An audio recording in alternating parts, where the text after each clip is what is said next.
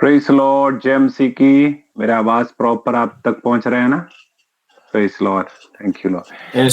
Yes प्रभु की okay, प्रभु की उपस्थिति हमारे बीच में है। मेरे ख्याल से अभी और ऑलमोस्ट 45 मिनट्स हमारे पास हैं।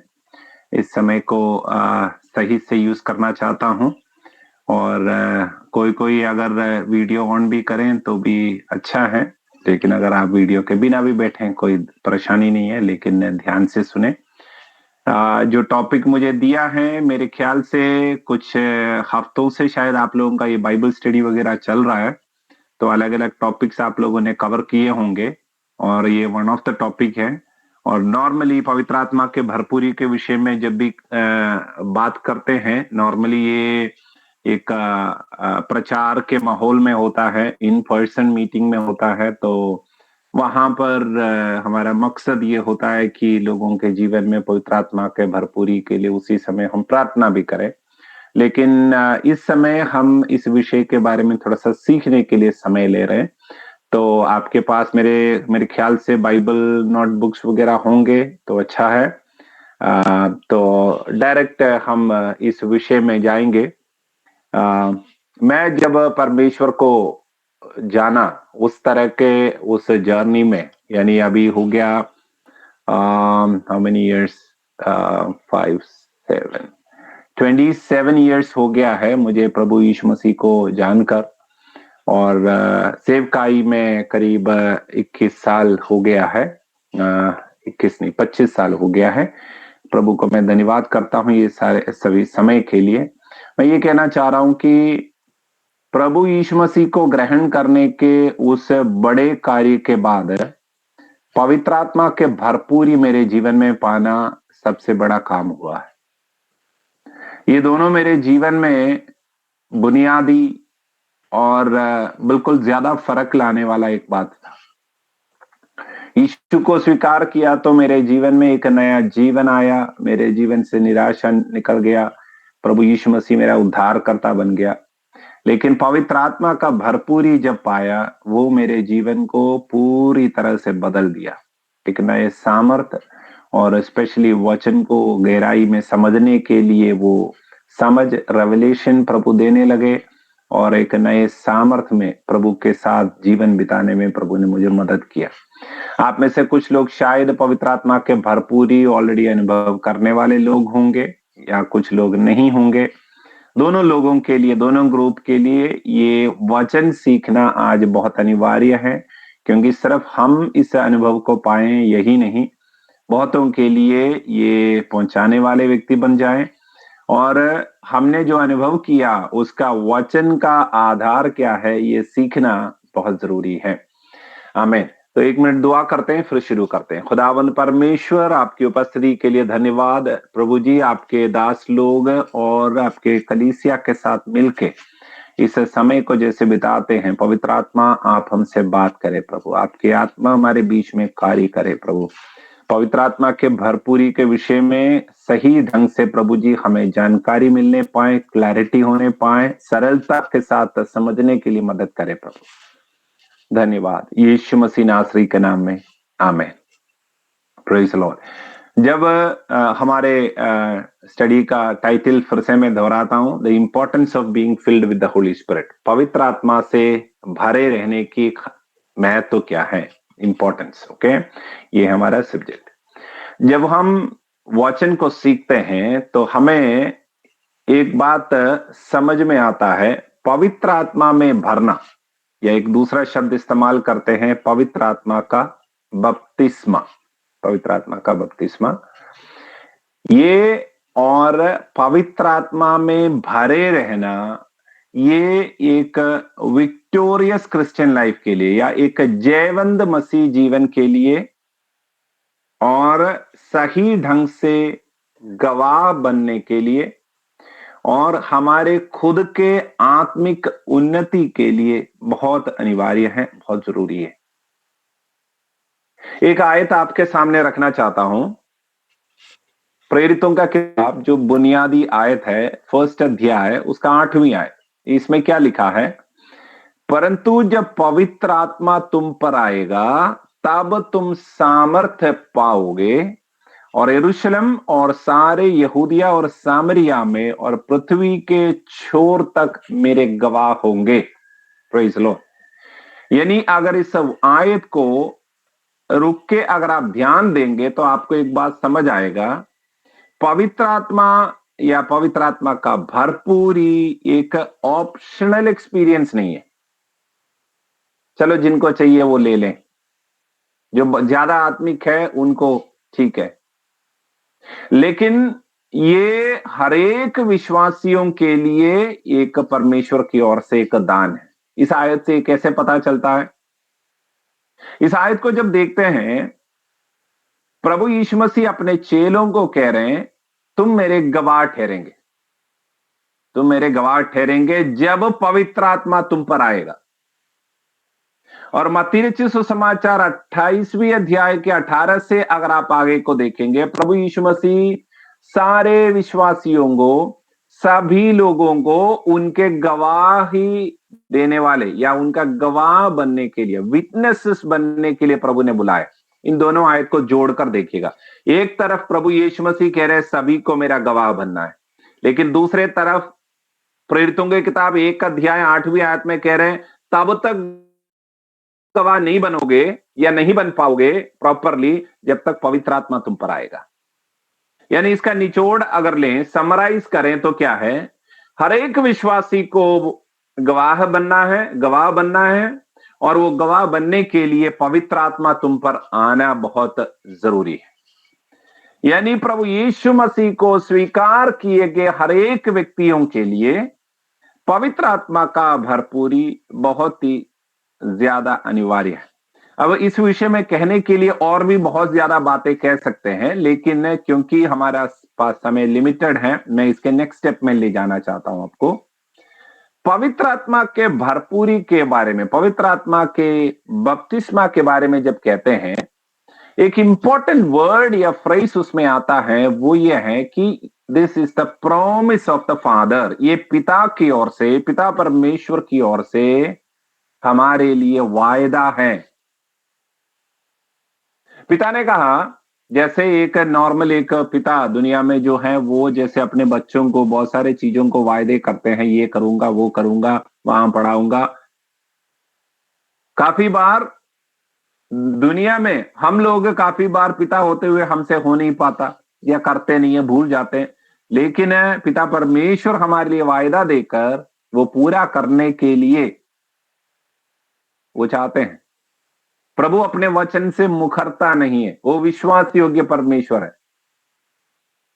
जब आप योवेल नबी के किताब 2 अध्याय उसके 28वीं आयत को पढ़ते हैं, योवेल नबी के किताब उसके 2 अध्याय, मेरे पास एक्चुअली हिंदी बाइबल इस समय नहीं है तो मैं फोन में देख रहा हूं। योवेल नबी का किताब 2 अध्याय उसके 28वीं आयत से, ये इसमें से बहुत सारे चीजें आपको बिल्कुल ज्यादा परिचित हैं, लेकिन फिर भी हमें एक स्टेप बाय स्टेप जाना जरूरी है, इसलिए पढ़ देता हूं 28 और 29। उन बातों के बाद मैं सब प्राणियों पर अपना आत्मा उड़ेलूंगा, तुम्हारे बेटी बेटियां भविष्यवाणी करेंगे और तुम्हारे पुरनिये स्वप्न देखेंगे और तुम्हारे जवान दर्शन देखेंगे, तुम्हारे दास दासियों पर भी उन दिनों में मैं अपना आत्मा उड़ेलूंगा। परमेश्वर योवेल नबी के द्वारा एक भविष्यवाणी कर रहे हैं, एक वायदा दे रहे हैं, उन दिनों में मैं ऐसे करूंगा। किन दिनों में? जब से पेंतकुस्त का दिन यरूशलेम में हुआ था, जब पवित्र आत्मा आए थे, तब से लेकर उन दिन करके अंत का समय का, अंत के दिन का शुरुआत हो चुका है। उन दिनों का एक खासियत है, पिता ने एक उन दिनों के लिए एक वायदा दिया है। वो क्या है? उन दिनों में मैं अपने आत्मा को उड़ेलूंगा, आत्मा को उड़ेलूंगा। यानी पवित्र आत्मा को उड़ेला जाने का, सब प्राणियों पर उड़ेला जाने का जो वायदा है वो इन दिनों के लिए। मैं अक्सर इस प्रकार कहता हूं, वहां पर जो सब प्राणियों पर करके जो लिखा है, क्यों वो शब्द इस्तेमाल किया है? क्या गाय बकरी इन सब के ऊपर? नहीं, उसका मतलब है जो मरे हुए थे और यीशु मसीह को स्वीकार करने के द्वारा वो जीवित प्राणी बन गए। सचमुच जो जीवन है, यीशु को स्वीकार करके हम मरे हुए थे ना, यीशु को स्वीकार किया तो नया जन्म पाया, यानी एक एक जीवित प्राणी बन गया। वो नए जन्म वाले शब्द पे ध्यान दीजिएगा। नया जन्म मतलब एक लाइफ शुरू हो गया। उस तरह के एक नया लाइफ शुरू हुए एक एक जीवित प्राणी के ऊपर इन दिनों में परमेश्वर अपनी आत्मा को उड़ेगा। वो कॉन्सेप्ट का खूबसूरती को समझिए। किसी भी व्यक्ति के ऊपर नहीं, किसी भी जीव जंतु के ऊपर नहीं, बल्कि हर एक उन व्यक्ति के ऊपर जो यीशु को स्वीकार करके नए जन्म, न्यू बर्थ को पाए हैं, उनके ऊपर अपनी आत्मा उड़ेलने का परमेश्वर का वायदा है, जो पेंतकुस के दिन के पहले, कलीसिया के पहले योवेल नबी के द्वारा वायदा किया। एक और आयत को पढ़ देता हूं। लूका रचित सुसमाचार 24 अध्याय उसका 39वीं आयत, 39 नहीं 49वीं आयत, 24:49। होपफुली मेरा नंबर करेक्ट है।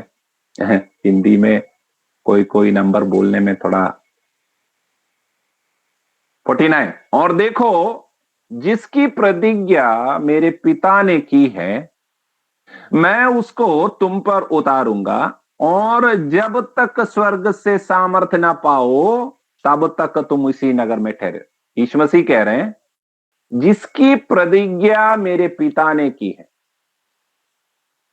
किसने किया? पिता ने। पिता ने एक प्रॉमिस किया है। यीशु कह रहे हैं, वो जब तक वो प्रॉमिस पूरा नहीं होंगे तुम्हें इंतजार करना है। अरे वाह, यीशु मसीह इतना श्योर थे। वो promise is a promise that the father wants to keep. ऐसा प्रॉमिस नहीं था कि यीशु कह रहे चलो मिल जाए तो ठीक है, एनीवे मिले या ना मिले, जाओ विटनेसेस हो जाओ, गवाह बन जाओ। नहीं, यीशु कह रहे हैं, मैं इतना श्योर हूं पिता के उस वायदे को लेकर, मैं कहता हूं तुम इंतजार करो,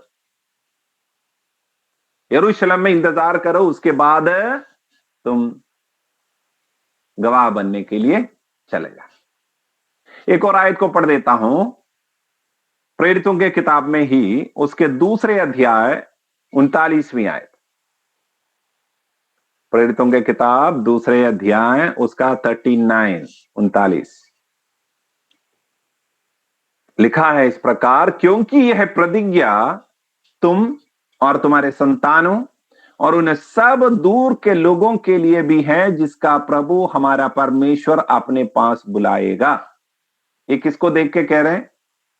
पतरस उस बात को जिक्र करते हुए कह रहे हैं जहां पर करीब 120 लोग उस दिन पवित्र आत्मा पाके अन्य भाषा में बोल रहे थे, और वहां पे शहर से आए हुए लोगों को अचानक से बहुत सारे, उसके बारे में मैं थोड़ा सा बताऊंगा बाद में, जो घटना हो रहे थे उसके बारे में प्रेरित पतरस उसको इंटरप्रेट करते हुए, अनुवाद करते हुए कह रहे हैं, क्योंकि यह प्रतिज्ञा यानी पवित्र आत्मा विश्वासियों पर उतरने की ये प्रतिज्ञा तुम, तुम्हारे संतानों और उन सब दूर दूर के लोगों के लिए भी है, जिनको प्रभु हमारा परमेश्वर अपने पास बुलाएगा। यानी कह रहे हैं तुम, यानी जो अभी प्रेजेंट वर्तमान में मेरे सामने है, और तुम्हारे संतान यानी कुछ समय के बाद तुम्हारे बच्चे जो प्रभु यीशु मसीह के ऊपर विश्वास करेंगे उनके ऊपर, और वो भी नहीं, जिन जिनको दूर दूर के लिए भी है, जिन जिनको परमेश्वर अपने पास बुलाएगा। कितने टाइम में? उस साल में जब तक प्रेरित जिंदा थे तब तक? नो, जब तक प्रभु यीशु मसीह का दूसरे आगमन नहीं होंगे तब तक जो प्रभु यीशु मसीह जिन जिनको अपने पास बुलाएंगे उन सब के लिए ये वाचा है, ये वायदा है। यानी यीशु मसीह के पुनरुत्थान के बाद, पेंतकुस्त के दिन के बाद 2024 साल के ऊपर हो गया या उसके आसपास हो गया समझ लीजिए, अब भी ये वायदा लागू है, क्योंकि अभी भी परमेश्वर लोगों को बुला रहे हैं। वाह, कितने बढ़िया बात है। आज भी परमेश्वर की तरफ से ये वायदा आपके लिए और मेरे लिए है कि पवित्र आत्मा का भरपूरी परमेश्वर आपको देना चाहते हैं। यहां पर एक बात को थोड़ा सा पॉइंट आउट करके मैं आगे बढ़ना चाहता हूं। पवित्र आत्मा का भरपूरी हम प्रभु यीशु मसीह से को स्वीकार करने से अलग है। कोई भी व्यक्ति पवित्र आत्मा के बिना प्रभु यीशु को उद्धारकर्ता करके मान नहीं सकता। It is the work of the Holi spirit, ये पवित्र आत्मा का कार्य है।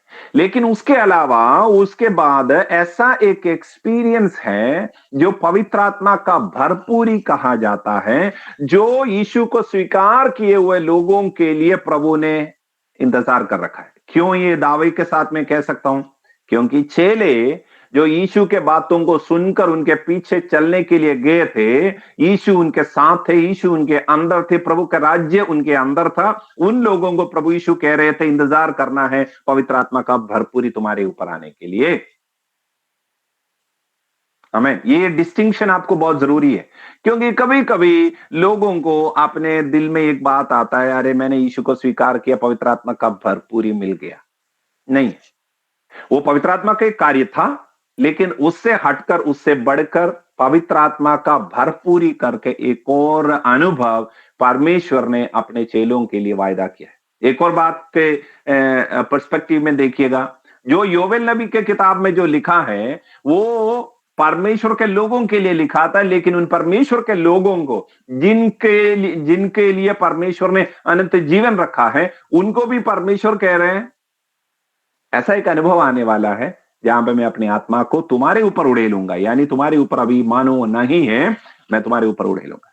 तो एक सेकंड एक्सपीरियंस आपके लाइफ में, अगर किसी के जीवन में ऐसा अभी हुआ नहीं है तो मैं आपको बताना चाहता हूं, ये वचन को समझिए। वो समझ के अंदर शुरू होता है आपके जीवन में एक बहुत ही powerful journey. Now third thing जिसमें मैं आपका ध्यान लेके आना चाहता हूं, What is the purpose of being filled with the Holy Spirit? पवित्र आत्मा से भरे जाने का मकसद क्या है, उद्देश्य क्या है? फर्स्ट वन अगर मैं कहूं वो ये है एम्पावरमेंट फॉर विटनेसिंग, गवाह होने के लिए सामर्थ पाना, गवाह होने का सामर्थ, ये आप कह सकते हैं। जो आपने प्रेरितों के किताब फर्स्ट अध्याय 8वीं आयत से पढ़ा था, उसी के अंदर आपको दिखाई देता है जब पवित्र आत्मा तुम पर आएगा तुम सामर्थ पाओगे और तुम मेरे गवाह ठहरोगे। क्या सामर्थ पाएगा? शरीर में गुदगुदी फील होने के लिए, या अच्छा महसूस करने के लिए, या परमेश्वर के सामर्थ के कार्य, समझ लीजिए चंगाई का और छुटकारे का काम करने के लिए? नहीं नहीं नहीं, वो तो है ही, लेकिन बेसिक एक बात, एक लेवल प्रभु कह रहे हैं, गवाह ठहरने के लिए उसके लिए सामर्थ चाहिए। वजह क्या मालूम है? वजह यह है, अगर कोई भी जाकर यीशु मसीह तुम्हारे पापों के लिए मारा गया, तुम्हारे लिए स्वर्ग प्रभु ने तैयार किया है, ये सब बोलेंगे तो क्यों विश्वास करेंगे कोई? वहां पे एक पावर काम करना जरूरी है, ताकि आपके कहने का प्रभाव दूसरे व्यक्ति के ऊपर आए। आपको मालूम है ना, यीशु मसीह ने पतरस, याकूब, यूहन्ना को बुलाए, मेरे पीछे हो लो। कौन थे वो? मछुआरे, काम कर रहे थे बिजनेस के बीच में। लेकिन यीशु मसीह ने जब उनको कहा कि मेरे पीछे हो लो, वे लोगों ने उस काम को छोड़कर यीशु के पीछे होने के लिए तैयार हो गया। That is because of the power of the Holi spirit. पवित्र आत्मा के सामर्थ के वजह से जब यीशु अपने पीछे हो लेने के लिए इनको कहा, तो वे लोग होने के लिए तैयार हुआ। Persuading power of the Holi spirit हमारे हृदय को परमेश्वर की ओर मोड़ने के लिए, परमेश्वर का सामर्थ हमारे जीवन में या अगले व्यक्ति के जीवन में कार्य करना बहुत जरूरी है। मैं ये नहीं कह रहा हूं कि वो है तो ऑटोमेटिकली हो जाएगा, नहीं। We have a will and power, will power हमारे पास है, लेकिन उसके बावजूद पवित्र आत्मा के सामर्थ के बिना कुछ भी कहेंगे, उसका असर समझ लीजिए ना के बराबर होगा। एक उदाहरण अगर वैसे मैं अगर कहूं, प्रेरितों की किताब दूसरे अध्याय 14वीं आयत से लेकर 41वीं आयत तक पतरस को हमें एक इंपॉर्टेंट काम करते हुए दिखाई देता है। पतरस 3000 के ऊपर जो इकट्ठे हुए लोग थे वहां पर, उनके उस ऊपरी कमरे के बाहर 3000 के ऊपर, 3000 तो प्रभु को स्वीकार किए थे उस दिन, बपतिस्मा लिए थे, तो ये भीड़ शायद 3000 के ऊपर थे, समझ लीजिए। उनके बीच में खड़े होकर पतरस अचानक से बहुत हिम्मत के साथ बोलते हैं, तुम लोगों ने यीशु को क्रूस पर चढ़ाया। बड़ा हिम्मत हो दिखा रहा है। लेकिन ये पतरस का हिस्ट्री क्या है? कुछ ही दिन पहले ये पतरस ने एक स्त्री, एक नौकरानी या सेवा करने, उसके महल में सेवा करने वाले एक लेडी के बातों को सुनकर कहा, मैं यीशु को जानता भी नहीं हूं। I don't know Jesus, he denied Jesus. यीशु को उसने इनकार किए थे। लेकिन वही पतरस, जब पवित्र आत्मा उसके ऊपर आया, वो 3000 के ऊपर इस्राएली लोगों के बीच में खड़े होकर कहते हैं, तुम लोगों ने यीशु को क्रूस पर चढ़ाया। वो आयतों को पढ़कर देखिएगा, प्रेरितों की किताब दूसरे अध्याय के 14 से लेकर 41 तक। वो बोल्डनेस कहां से आया? वो हिम्मत और सामर्थ कहां से आया? वो एक उतावलेपन से नहीं, एक्साइटमेंट से नहीं, वो पवित्र आत्मा के सामर्थ से आया। स्तिफानुस को देखिएगा, फिलिपुस को देखिएगा, एक नए लेवल के सामर्थ और बोल्डनेस में वे लोग खड़े होकर प्रभु यीशु मसीह का गवाही दे रहे हैं, प्रभु यीशु मसीह का गवाह बन रहे हैं। तो फर्स्ट पॉइंट मैंने जो कहा वो है एम्पावरमेंट फॉर विटनेसिंग। गवाह ठहरने के लिए सामर्थ मिलता है पवित्र आत्मा के भरपूरी से। दूसरा है for spiritual gifts and ministry, आत्मिक वरदानों और सेवकाई के लिए, आत्मिक वरदानों के लिए और सेवकाई के लिए। जब आप पहले कुरिन्थियों की किताब 12वीं अध्याय उसके 7वीं आयत से जब आप पढ़ोगे तो आपको दिखाई देगा इसके बारे में। आप लोग जानते हैं, पढ़े होंगे ये वचन के हिस्से को बहुत बार, फिर भी एक बार एक दो आयतों को मैं पढ़ देता हूं। पहले कुरिन्थियों का किताब 12वीं अध्याय 7 से लेकर 11वीं आयत तक। किंतु सबके लाभ पहुंचाने के लिए हर एक को आत्मा का प्रकाश दिया जाता है, क्योंकि एक को आत्मा के द्वारा बुद्धि की बातें दी जाती है और दूसरे को आत्मा के अनुसार ज्ञान की बातें, किसी को उसी आत्मा से विश्वास और किसी को उसी आत्मा से चंगा करने का वरदान। इस तरीके से बहुत सारे वरदानों का एक लिस्ट प्रेरित पौलुस कलीसिया के लिए वहां पर देते हैं। 9 वरदान, वहां पर 9 वरदानों के बारे में लिस्ट बना। अब कितने वरदान कैसे काम करते हैं वो हमारे इस लेसन का हिस्सा नहीं है, इसलिए उसमें नहीं जाऊंगा। लेकिन कहना चाहता हूं, जब आप पवित्र आत्मा का भरपूरी पाओगे या पवित्र आत्मा का बपतिस्मा पाओगे, आपके अंदर पवित्र आत्मा का वरदान काम करने लगेगा। कारण क्या है ये दोनों के बीच में ऐसा एक जुड़ाव का वजह क्या है? क्योंकि पवित्र आत्मा का भरपूरी जब तक आपके जीवन में नहीं होंगे, आप अपने बुद्धि के फैकल्टी से, अपने समझ के अनुसार, जिसके द्वारा भी आप प्रभु का गवाह, प्रभु के बारे में बोल सकते हैं, प्रचार कर सकते हैं। लेकिन जब आप पवित्र आत्मा के भरपूरी में खड़े रहते हैं, पवित्र आत्मा के भरपूरी में सेवकाई करते हैं, वो परमेश्वर आपको दूसरे लोगों के बारे में जो वैसे जानकारी नहीं होता, वो जानकारी मानो डाउनलोड करने के लिए देते हैं, या दूसरों के जीवन में परिवर्तन लाने के लिए, चंगाई छुटकारा पाने के लिए जिस चीज की जरूरत है, जिस सामर्थ की जरूरत है, वो परमेश्वर देकर अपने उस पुनरुत्थान के सामर्थ को आपके जीवन में देकर प्रभु इस्तेमाल करेंगे। देखो, इब्रानियों के किताब जब पढ़ते हैं, हमें दिखाई देता है यीशु मसीह के सेवकाई को परमेश्वर ने कैसे साबित किया, चिन्ह, चमत्कार और परमेश्वर के सामर्थ के कार्य के द्वारा। ये हमारे जीवन में सेवकाई में, हमारे वचन शेयर करने के अंदर, सेवकाई करने के अंदर बहुत जरूरी है। कारण क्या है? क्योंकि हम उस चीज का गवाही दे रहे हैं जो साधारण मनुष्य के पल्ले नहीं पड़ेगा। वो क्या चीज है? हम कह रहे हैं एक व्यक्ति क्रूस पर मारा गया लेकिन वो जी उठा तीसरे दिन, कैसे साबित करोगे? एक तो हम बोल सकते हैं हाँ पवित्र आत्मा इसका कन्विक्शन देंगे, वो सही है, लेकिन एट द सेम टाइम वो तीसरे दिन जी उठने का, वो पुनरुत्थान का सामर्थ्य का कुछ झलक अगर आपके द्वारा, आपके आपके सेवकाई के अंदर अगर प्रभु के वरदानों के द्वारा दिखाई दे, तो लोगों को ये विश्वास करना, मानना आसान हो जाएगा कि हाँ सच में ये मुमकिन है। चलिए आगे बढ़ता हूं।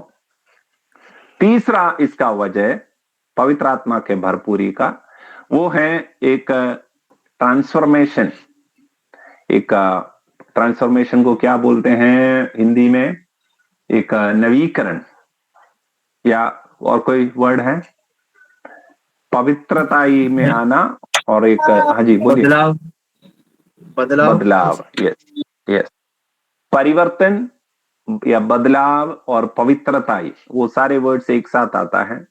उसके लिए पवित्र आत्मा का भरपूरी बहुत इंपॉर्टेंट है। होलीनेस एंड ट्रांसफॉर्मेशन एक बार पढ़ देते हैं। गलातियों के किताब 5वीं अध्याय 16वीं आयत से, आपको मालूम है लेकिन फिर भी मैं थोड़ा सा जिक्र करके जाना चाहता हूं।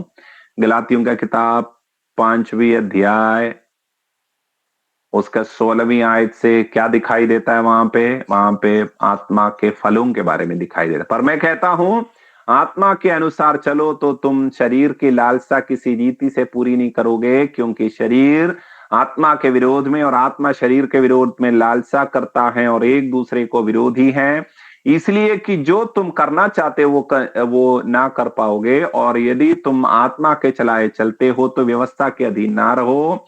शरीर के काम तो प्रकट है, अर्थात वे भी इस तरीके से आत्मा के फल के तक इसके बारे में यहां पर जिक्र है।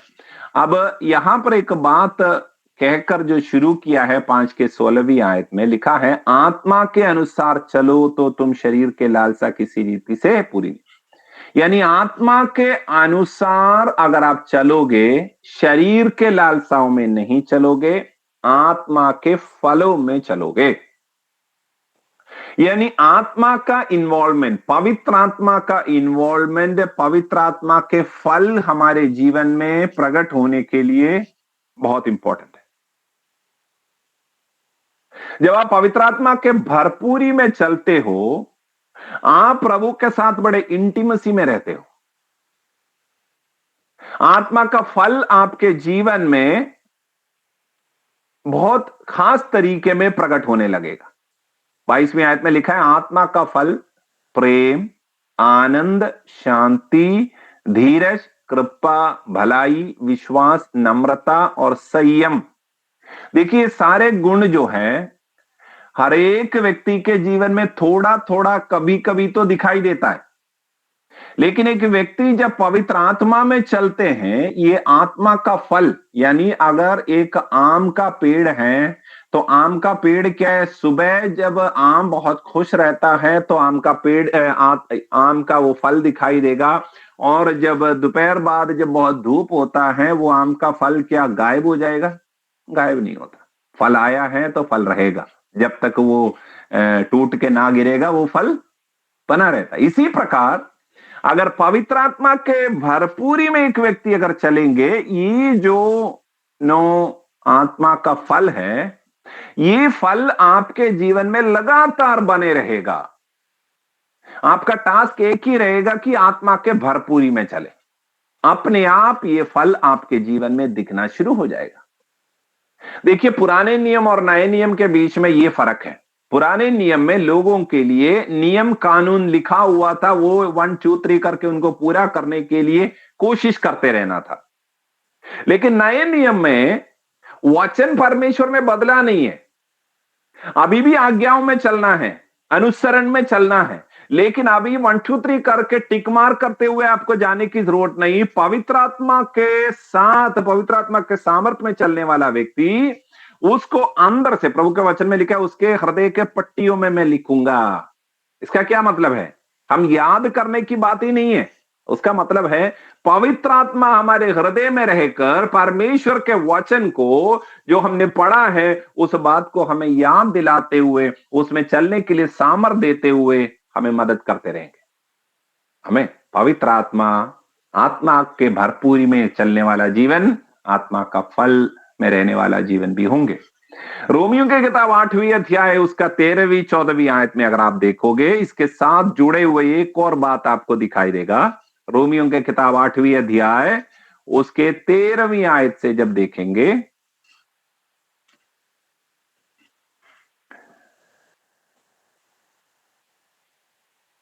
उसमें लिखा है,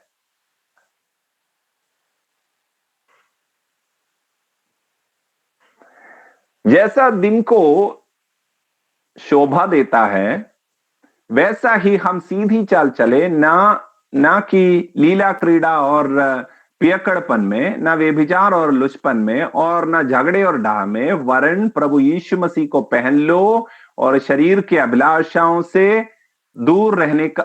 मैं करेक्ट पढ़ रहा हूं, एक मिनट, नहीं, सॉरी सॉरी सॉरी, 8वीं अध्याय में, 13वीं अध्याय में रोमियो का जी, अलग है, 8वीं अध्याय का 13वीं क्योंकि यदि तुम शरीर के अनुसार दिन काटोगे तो मरोगे, यदि आत्मा से देह से की क्रियाओं को मारोगे तो जीवित रहोगे। इसलिए कि जितने लोग परमेश्वर के आत्मा के चलाए चलते हैं वे ही परमेश्वर के पुत्र हैं। अगर इसका निचोड़ लिया जाए तो आपको समझ में आता है, जो आत्मा के चलाए चलते हैं वे पाप के ऊपर जय पाके चलेंगे। They will be victorious over sin. यानी पवित्र आत्मा का भरपूरी आपको एक जयवंत जीवन बिताने के लिए बहुत इंपॉर्टेंट है।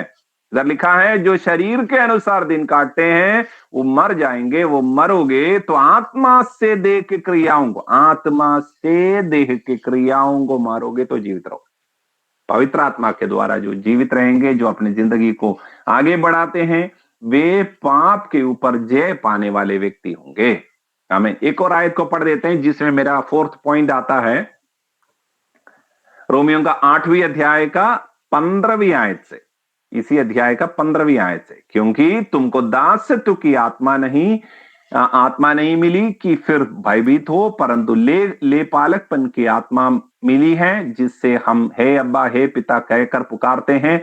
आत्मा अपने आप, यानी अगर आप देखोगे पवित्र आत्मा में आपको परमेश्वर के साथ घनिष्ठता मिलता है, इंटीमेसी मिलता है। परमेश्वर के साथ आप क्लोजली चलना चाहते हो, पवित्र आत्मा का भरपूरी आपके लिए बहुत जरूरी है। अब मैं जल्दी मेरा नेक्स्ट मेन टॉपिक पे आना चाहता हूं। अभी तक मैंने 3 मेन बातें आपको कहा, शुरुआत करते हुए मैंने कहा, और उसके बाद परमेश्वर के वायदे के बारे में कहा, और पवित्र आत्मा में भरने की मकसद क्या है, उद्देश्य क्या है, उसके अंदर मैंने आपको 4 बातें आपको मैंने बताया। अब इसके बाद कुछ एग्जाम्पल, उदाहरण, आत्मा के भरे हुए जीवन के बारे में उदाहरण देखेंगे, तो उसके लिए 1-2 उदाहरण बताऊंगा। पहला तो यीशु मसीह का ही उदाहरण है। लूका रचित सुसमाचार 4था अध्याय उसका 1st आयत को अगर आप देखोगे, यीशु मसीह हमारे लिए सबसे बढ़िया उदाहरण के रूप में आपको दिखाई देता है। 1st आयत में इस प्रकार लिखा है, फिर यीशु पवित्र आत्मा से भरा हुआ यरदन से लौटा और 40 दिन तक आत्मा के सिखाने से जंगल में फिरता रहा।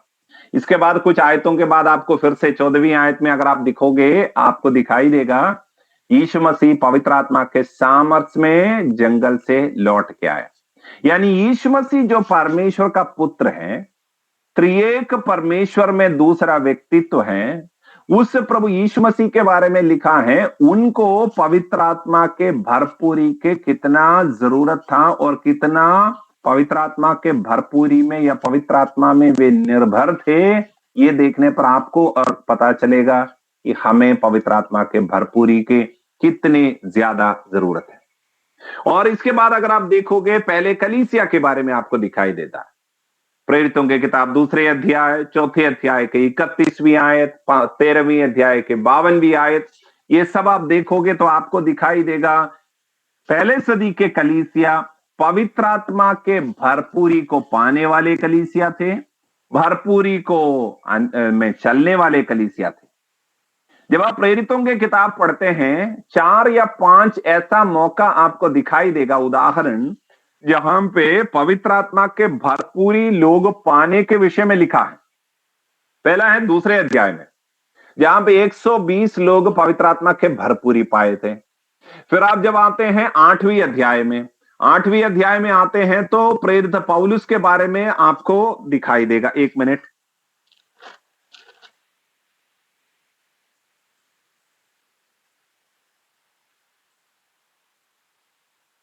नहीं 8वीं अध्याय में नहीं है वो, सॉरी। 8वीं अध्याय में जब आप आते हैं उसके सेकेंड हाफ में, जब उसका 18वीं आयत वगैरह पढ़ते हैं, 16 से 18वीं आयत तक पढ़ते हैं, पतरस ने जब हाथ रखा लोगों के ऊपर पवित्र आत्मा उतरा करके एक उदाहरण आपको दिखाई देगा, उसके ऊपर ज्यादा नहीं जाऊंगा, जहां पर मानो देखने वालों को दिखने के तरीके में कुछ हो रहा है, ऐसे पवित्र आत्मा का भरपूरी होते। फर्स्ट अध्याय में देखने वालों को क्या दिखाई दिया, ये लोग पवित्र आत्मा में भरे हैं, अन्य भाषा बोल रहे हैं। 8वीं अध्याय में क्या दिखाई दे रहा है, जब पतरस ने हाथ रखा, शिमोन करके जो अविश्वास करने वाला एक व्यक्ति था, उसको कुछ दिखाई दिया कि पवित्र आत्मा उन लोगों के ऊपर आया। यानी एक वेरी क्लियर कट एक्सपीरियंस वहां पे होते हुए आपको दिखाई देता है। 10वीं अध्याय में आपको दिखाई देगा पतरस जब कुरनेलियुस के घर में प्रचार कर रहे थे, तब 44 आयत, 10 अध्याय 44 आयत, वहां पे पतरस जब बात कर ही रहे थे, पवित्र आत्मा उनके ऊपर आया और वे अन्य भाषा बोलने लगे और वे परमेश्वर की स्तुति करने। यानी पवित्र आत्मा का भरपूरी पहले सदी के कलीसिया बहुत क्लियरली अनुभव करते हुए हमें दिखाई देता है। इसलिए अगर उनके साथ वो जरूरी था, इसके बाद आपको और दिखाई देगा। 19वीं अध्याय में देखेंगे तो एफेसस नाम के शहर में, वहां पे फिर से पवित्र आत्मा के भरपूरी लोगों के ऊपर उतरते हुए क्लियर कट दिखाई देता है। यानी पहले सदी के कलीसिया क्लियरली पवित्र आत्मा के भरपूरी को एक एक्सपीरियंस के तौर पे अनुभव किए थे। आमीन। अब एक इंपॉर्टेंट बात में आता है, what is the evidence of being filled with the Holi spirit. अभी हमने कहा उनको दिखाई दे रहा था। कभी कभी लोग ये सोच लेते हैं कि चलो पवित्र आत्मा का भरपूरी, अगर मैं अच्छे से पवित्रताई में चल रहा हूं तो पवित्र आत्मा का भरपूरी हो गया, एक बचाव की मुद्रा में आ जाते हैं। मुझे भी है, तुम तो अन्य भाषा वगैरह बोलते होंगे, लेकिन मेरे पास भी है करके दावा करते हैं। लेकिन हम थोड़ा सा देख लेते हैं वचन के अंदर इनिशियल एविडेंस के रूप में, या एक उदाहरण के कैसे पता चलता है पवित्र आत्मा का भरपूरी, एटलीस्ट फर्स्ट सेंचुरी चर्च के लिए कैसे हुआ था। जब आप देखते हैं 2 अध्याय के 4 आयत प्रेरितों की किताब, 10वीं अध्याय के 44 से लेकर 46 तक, और 19वीं अध्याय के 6 आयत, कम से कम ये 3 हिस्सों में बहुत क्लियरली आपको दिखाई देता है जब पवित्र आत्मा का भरपूरी उनके ऊपर आया, एक क्लियर कट एविडेंस हुआ था, दिखने वाला कुछ बात हुआ था। क्या दिखने वाला बात हुआ था? एटलीस्ट इन तीनों उदाहरणों में वे अन्य भाषा में बोला, इस तरीके से एक बात लिखा हुआ है। उनके शरीर में कुछ हो रहा था, उनके साथ कुछ हो रहा था जो देखने वाले लोगों को दिखाई दे रहा था। उस तरह का क्या लिखा है? ये तीनों वचन के हिस्सों में लिखा है वे अन्य भाषा बोल रहे थे। मैं इसको इस तरीके से आपको बताना चाहूंगा, आपके पास अन्य भाषा मिला है या नहीं मिला है, फिर भी मेरे पास पवित्र आत्मा का भरपूरी है, इस तरीके के एक डिबेट में जाने से बढ़िया है, अरे अगर प्रभु देते हैं तो मैं भी पाना चाहता हूं, मुझे भी चाहिए। जैसे प्रभु यीशु के पास सब लोग आके जो चंगाई हुए थे, वचन में लिखा है उनके पास जितने सारे आए सब चंगे हुए। इसी प्रकार मैं कहना चाहता हूं, जितने सारे विश्वासी हैं उन सब के लिए पवित्र आत्मा का भरपूरी अन्य भाषा के वरदान के साथ प्रभु देना चाहते हैं, क्योंकि वजह भी है, क्योंकि अन्य भाषा में जब पवित्र आत्मा का भरपूरी पाते हैं, अन्य भाषा में बोलना वो हमारे लिए प्रार्थना का एक भाषा के रूप में दिया जाता है। ये कभी कभी भविष्यवाणी के लिए भी इस्तेमाल होता है, लेकिन इनिशियल एविडेंस जो मिलता है वो खुद के आत्मिक उन्नति के लिए दिया जाता है। आपको पहले कुरिन्थियों के किताब 12वीं अध्याय 14वीं अध्याय, इन दोनों अध्यायों को अगर आप साथ लेके सीखेंगे तो आपको समझ में आएगा।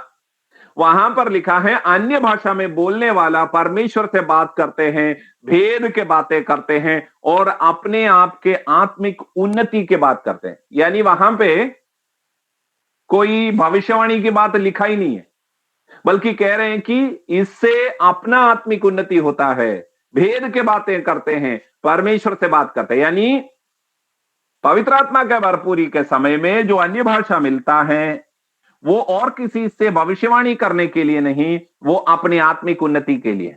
हाँ, लेकिन जहां पर जरूरी है परमेश्वर उसी भाषा को दूसरों से भविष्यवाणी करने के लिए भी इस्तेमाल करते हैं। मैं इसलिए कह रहा हूं क्योंकि एक कंफ्यूजन कुछ लोगों के दिमाग में, अगर बैप्टिस्ट बैकग्राउंड से हैं या और कोई बैकग्राउंड से, वो कहेंगे अन्य भाषा तो लोगों ने जब बोला वो बाकी सुनने वाले लोगों के हृदय में परिवर्तन हुआ, उनसे भविष्यवाणी हुआ, ये कहते हैं। लेकिन आपको याद रखना है पेंतकुस्त के दिन में भी जब 3000 लोग इकट्ठे हुए, उनके लिए वो भविष्यवाणी के तरीके में बोला गया, उनको सुनाई दिया, लेकिन उनके आने तक ये लोग अन्य भाषा बोली तो रहे थे, सब लोग अन्य भाषा बोल रहे थे।